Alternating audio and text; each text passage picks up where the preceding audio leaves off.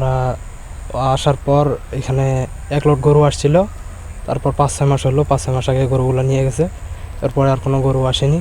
কারণ বর্তমান আমরা কাজ করতেছি, মনে করেন যে অফিস দেখাশোনা, তারপর ঘাসের কাটিং বিতরণ, অফিসের পরিষ্কার পরিচ্ছন্নতা রাখা, মানে পরিচর্যার কাজে বর্তমান করতেছি। এটা আমাদের 2024 সালে চালু হয়েছে।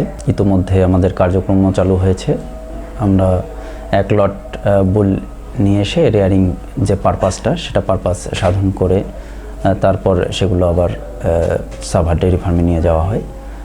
ইতোমধ্যে এখন আমাদের যে বুল রেয়ারিং সেগুলো কার্যক্রমের পাশাপাশি আমাদের এখানে ফডার প্রোডাকশন এবং এক্সটেনশনের কাজগুলো করা হচ্ছে। সেখান থেকে আমাদের ফডারগুলো জেলা কৃত্রিম প্রজনন কেন্দ্র রংপুরে এবং খামারিদের মাঝেও কাটিং এবং ফডার প্রোডাকশনের এক্সটেনশনের কাজগুলো করা হচ্ছে।